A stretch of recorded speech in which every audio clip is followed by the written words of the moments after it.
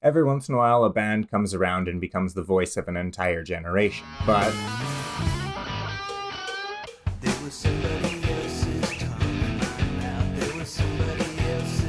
King Missile was not that band. You ever heard of an old weird band called King Missile? I have. I'm Johnnyb, and I was raised by TV. Let's go talk about a thing. Hi, I'm Johnnyb here with Plant, and I was raised by TV. I also have alopecia, so today I'd like to tell you about King Missile. They're funny, weird, and they're silly goofballs. They're silly goofballs, and they make silly goofball songs.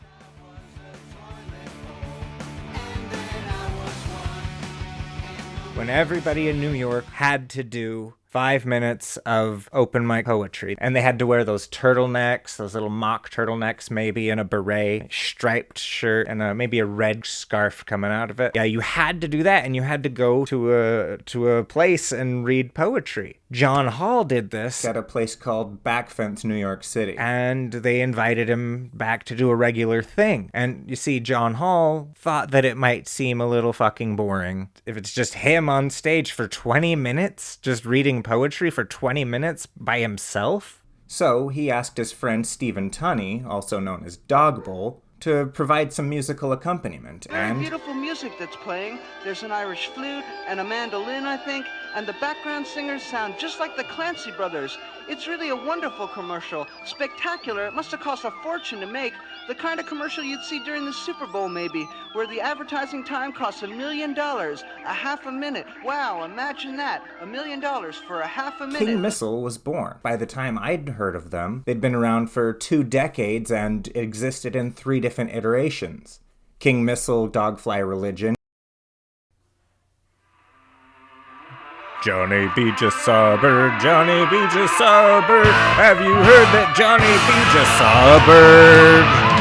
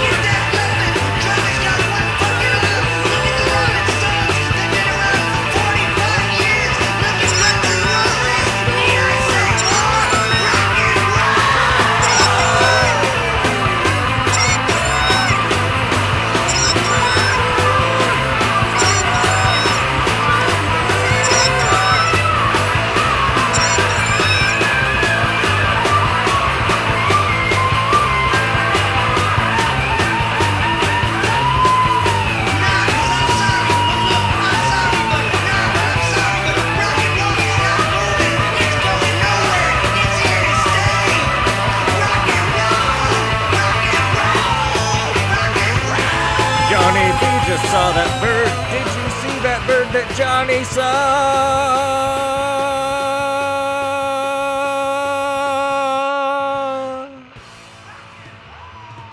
Did ya? His name's Dog Bowl. I think that's important. I like the name Dog Bowl. It's a good name. It's a good, solid family name. The, big popular song that most people would know them for, Detachable Penis. Story about going to a party, you wake up the next morning and you realize that you have left your penis at that party. Drunk, and the next morning I can't, for the life of me, remember what I did with it. Luckily, you end up finding it. I saw my penis lying on a blanket next to a broken toaster oven. Some guy was selling it. So that's their big popular song? I was starting to get very depressed, so I went to the Kiev and ate breakfast. That's not where I fell in love with them. I heard the song The Dishwasher. It's a story about somebody recounting an event that they may have witnessed. Something may have occurred. We don't know for sure. We do know. I don't know, but she didn't speak English very well, so he says, see ya, and I'm looking at stuff, and I'm realizing... This guy said he was looking for work as a dishwasher. I applied for work as a dishwasher. It's a dishwasher. I wonder if it was a murder. I really do. It probably wasn't a murder. It was probably just a nothing. So I was telling the plant how terrible it is to wear socks. Look at all my socks! Oh, so many socks! I can't even believe it! Because sometimes you just have so many of them, you don't have any of the same matches, they don't go together, and you just end up with an entire huge box of socks. You don't know if there are any actual plants that talks. I can't even begin to count them all, let alone even think about wearing them. So many socks, how did I get so many? Where did they come from? Hey, why do I have so many? Socks is about having, oh, so many socks. What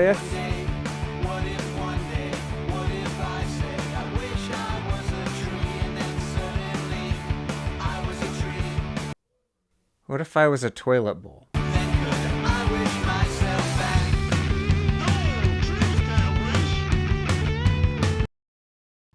If most of us were wind-up toys, could we trust the few of us that weren't to wind us up when necessary?